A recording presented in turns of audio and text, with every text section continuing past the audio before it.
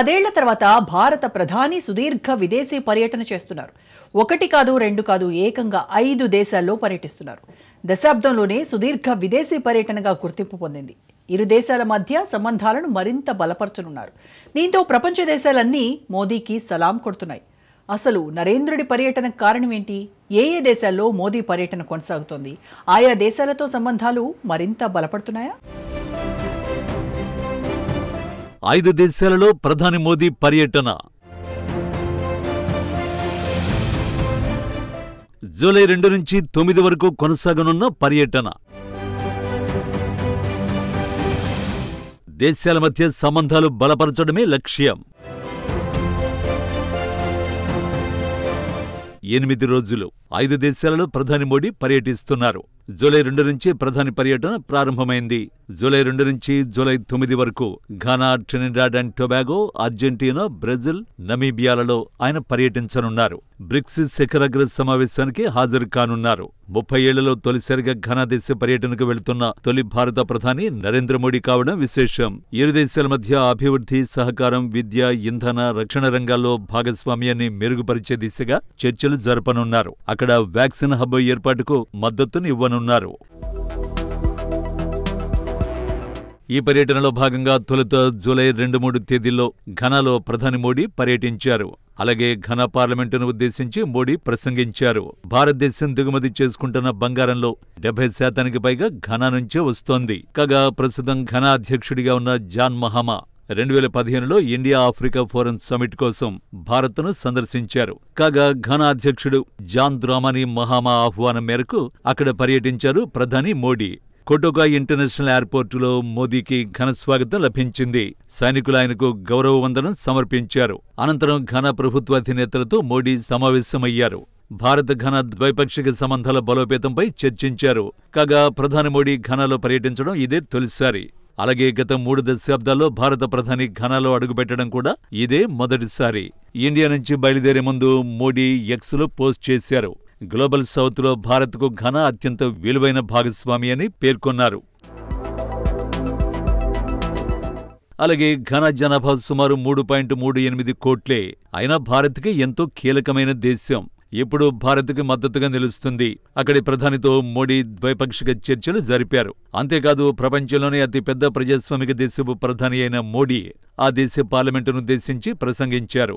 వ్యవసాయం, వ్యాక్సిన్ ఉత్పత్తి, రక్షణ సహకారం, డిజిటల్ మౌలిక వేదికలపై కీలక ఒప్పందాలు చేసుకున్నారు. ఇప్పటికే భారత్ హెల్త్, ఐటీ, విద్యా రంగాలకు సంబంధించి మద్దతునిస్తోంది. మోడీ పర్యటన ద్వారా ఈ బంధం మరింత బలపడింది. రాబోయే 5 ఏళ్లలో భారత్ ఘనా దేశాలు వాణిజ్యాన్ని రెట్టింపు చేయాలని లక్ష్యంగా పెట్టుకున్నాయని ప్రధాని నరేంద్ర మోడీ అన్నారు. ఘనాకు భారతదేశం కేవలం భాగస్వామి మాత్రమే కాదని, ఇరు దేశాలు కలిసి జోడీగా అభివృద్ధి పథంలో ముందుకు సాగుతున్నాయని తెలిపారు. భారత కంపెనీలు ఘనాలో దాదాపు 200 ప్రాజెక్టుల్లో $2 బిలియన్ పెట్టుబడిగా పెట్టాయని మోడీ చెప్పుకొచ్చారు. 5 రోజుల పర్యటనలో భాగంగా పశ్చిమాఫ్రికాలోని ఘనా దేశంలో ప్రధాని నరేంద్ర మోడీ పర్యటిస్తున్నారు. ప్రధాని మోడీ ఘనా అధ్యక్షుడు జాన్ ద్రామాని మహామాతో పలు భాగస్వామ్య అంశాలపై చర్చించారు. ఇండియా ఘనాతో యూపీఐ డిజిటల్ చెల్లింపుల విధానాన్ని పంచుకునేందుకు సిద్ధంగా ఉందని ఈ సందర్భంగా మోడీ చెప్పారు. ఉగ్రవాదం మానవాళికి శత్రువని ఇరు దేశాలు స్పష్టం చేశాయని, ఉగ్ర ముప్పును ఎదుర్కోవడంలో పరస్పర సహకారాన్ని మరింత బలోపేతం చేయాలని నిర్ణయించినట్లు మోడీ వెల్లడించారు. రక్షణ, భద్రతా రంగంలో ఇరు దేశాలు కలిసి ముందుకు సాగుతాయని మోడీ చెప్పారు. సాయుధ దళాల శిక్షణ, సముద్ర భద్రత, రక్షణ సామగ్రి సరఫరా, సైబర్ భద్రత తదితర రంగాల్లో భారత్, ఘనా దేశాల మధ్య పరస్పర సహకారం పెరగనుందని ప్రధాని మోడీ తెలిపారు. అటు సంస్కృతి, సాంప్రదాయ వైద్యంతో పాటు పలు రంగాల్లో సహకారాన్ని అందించే 4 ఒప్పందాలపై ఇరు దేశాలు సంతకాలు చేశాయి. ఇక ప్రధాని మోడీ జూలై 3-4 తేదీల్లో ట్రినిడాడ్ అండ్ టొబాగోను తొలిసారి సందర్శించారు. టొబాగో చేరుకున్న మోడీకి ఆ దేశ ప్రధాని ఘనంగా స్వాగతం పలికారు. ఇక్కడ భారత సంతతి వారి జనాభా ఎక్కువ. 2011 జనాభా లెక్కల ప్రకారం చూస్తే ఈ దేశంలో సుమారు 2.5 లక్షల మంది హిందువులున్నారు. ఇక్కడ భారతీయ సాంస్కృతిక చిహ్నాలైన హిందూ దేవాలయాలు సైతం ఉన్నాయి. మోడీ పర్యటన భారత డయాస్పోరా డిప్లొమసీకి మరింత మద్దతు లభించనుంది. ఈ 2 దేశాల చర్చలు ఫలిస్తే వ్యాపారం, విద్య, సాంకేతిక రంగాల్లో కొత్త అవకాశాలకు తలుపులు తెరుచుకోనున్నాయి. ఈ సందర్భంగా అక్కడ ఏర్పాటు చేసిన ఓ కార్యక్రమంలో ఆసక్తికర సన్నివేశం చోటు చేసుకుంది. ప్రధానమంత్రి నరేంద్ర మోడీ గుజరాతీలో రాసిన కవితను ట్రినిడాడ్ అండ్ టొబాగో ప్రధాని కమలా ప్రసాద్ బిస్సెసార్ చదివి వినిపించారు. గుజరాతీ భాషలో ఆంఖా ధన్యచే పేరిట మోడీ రాసిన పుస్తకంలోని కవితను వినిపించి అందరినీ ఆశ్చర్యానికి గురిచేశారు. గడిచిపోయిన రోజుల్లోకి మనసుతో ప్రయాణించినప్పుడు ఎన్నో జ్ఞాపకాలు కళ్ల ముందు కదలాడుతాయి. కష్టకాలంలో మనతో నడిచిన వారిని ఎప్పటికీ మర్చిపోలేం. ఆ జ్ఞాపకాలే మన ప్రయాణంలో భాగమవుతాయని అర్థం వచ్చే కవితను అందరి సమక్షంలో చదివి వినిపించారు. కరీబియన్ దేశమైన ట్రినిడాడ్ అండ్ టొబాగో జనాభాలో దాదాపు 40% మంది భారత సంతతికి చెందినవారే. భారత విదేశాంగ శాఖ లెక్కల ప్రకారం ఈ దేశంలో సుమారు 5.56 లక్షల మంది భారతీయ మూలాలున్న ప్రజలు నివసిస్తున్నారు. ఇక ఆ దేశ ప్రధాని కమలా కూడా భారత మూలాలున్న వ్యక్తి కావడం విశేషం. ఈ సందర్భంగా కమలాను బీహార్ ముద్దుబిడ్డగా ప్రధాని పేర్కొన్నారు.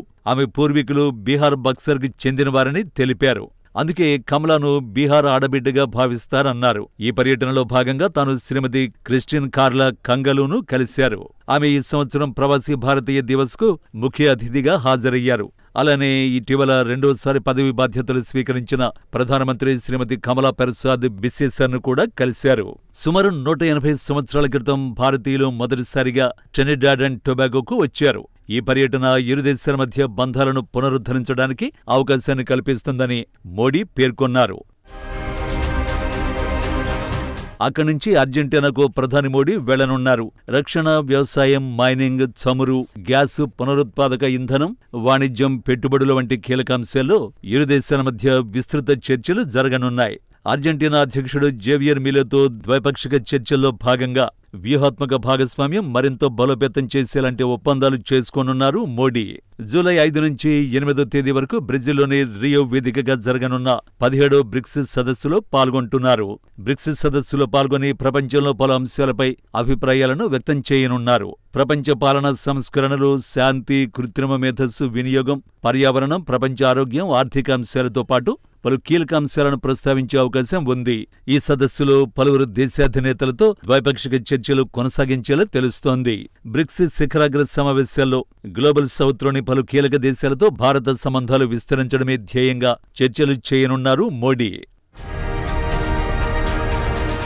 బ్రెజిల్లో ఈ నెల 6-7 తేదీల్లో జరగనున్న 17వ బ్రిక్స్ శిఖరాగ్ర సదస్సుపై భారత ప్రధాని మోడీ కీలక వ్యాఖ్యలు చేశారు.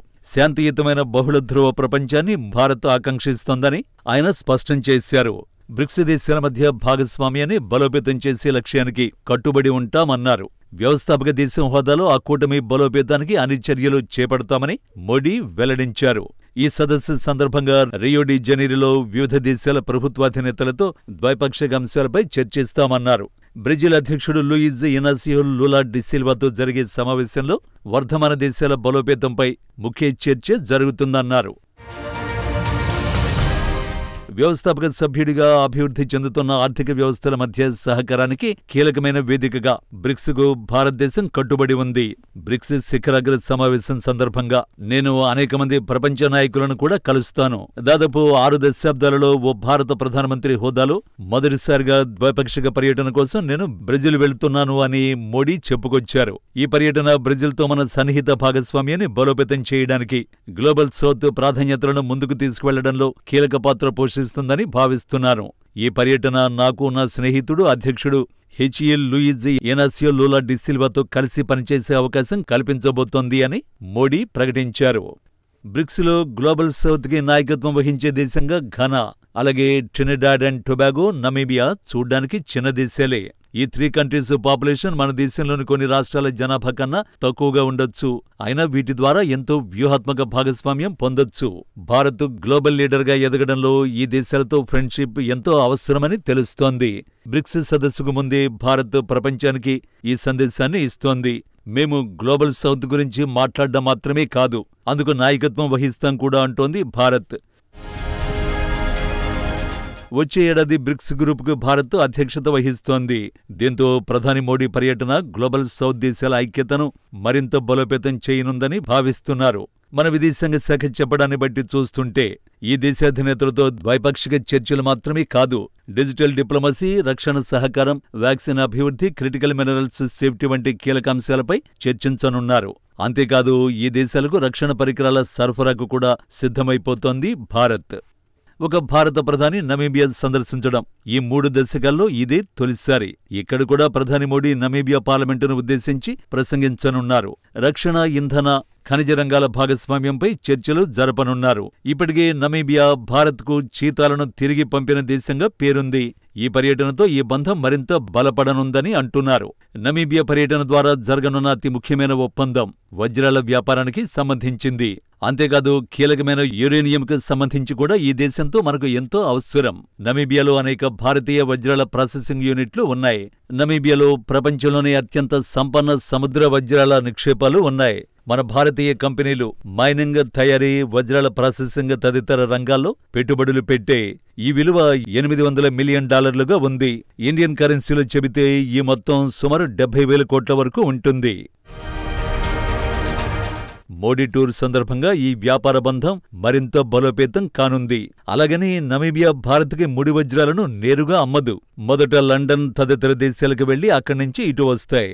భారత ఎలక్ట్రానిక్ వాహనాల తయారీదారులకు ప్రయోజనం కలిగేలా కొన్ని కీలక ఖనిజాలను వాడుకునే వెసులుబాటును నమీబియా అందించేలా కనిపిస్తోంది.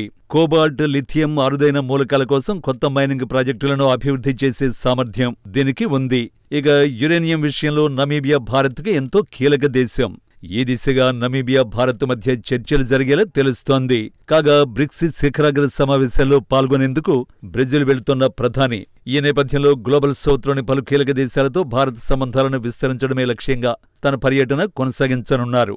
దీంతో గత 11 ఏళ్లలో మోదీ అత్యంత సుదీర్ఘమైన దౌత్య పర్యటనల్లో ఇది ఒకటి కానుంది. జూలై 9 వరకు కొనసాగే 8 రోజుల పర్యటనలో ప్రధాని 2 ఖండాలను కవర్ చేయనున్నారు.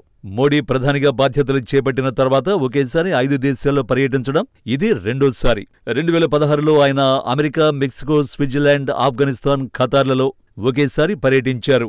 అలాగే 2015 జూలైలో ఆయన 8 రోజుల పాటు 6 దేశాల్లో పర్యటించారు.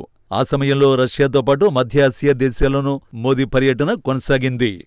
మన భారత రక్షణ మార్కెట్ మరింత విస్తరిస్తోంది. మేక్ ఇన్ ఇండియా ద్వారా రూపొందించిన బ్రహ్మోస్ వంటి మన ఆయుధాలు ఇప్పటికే 30 నుంచి 40,000 కోట్ల రూపాయల మేర ఆర్డర్లు దక్కించుకున్నాయి. ఒక రకంగా చెబితే ఇది ఎంతో చౌక. అదే అమెరికా వంటి దేశాల నుంచి ఇలాంటి ఆయుధాలు కొనుగోలు చేయాలంటే భారీ మూల్యం చెల్లించాల్సి ఉంటుంది. భారత్ తనకున్న మానవ వనరులు, ఇతర సదుపాయాలతో తక్కువ ధరకే ఆయుధాల తయారీకి రంగం సిద్ధం చేస్తోంది. రష్యా, ఇజ్రాయెల్ సాంకేతిక సహకారాలతో మనం ప్రత్యామ్నాయ ఆయుధ సరఫరా చేయగల దేశంగా ఇప్పుడిప్పుడే ఎదుగుతున్నాం. మనటి ఆపరేషన్ సింధూర్ ద్వారా మన ఆయుధాలు సూపర్ డూపర్ హిట్ కొట్టడంతో ఈ దిశగా భారత్ తన డిఫెన్స్ మార్కెట్ ని మరింత ఇంప్రూవ్ చేసుకోదలిచింది. దీని ద్వారా గ్లోబల్ సౌత్ కి రక్షణాత్మక భరోసా అందించనుంది భారత్. దీన్ని మరింత ఎస్టాబ్లిష్ చేసేలా కనిపిస్తోంది మోడీ లీడర్షిప్ లోని భారత్.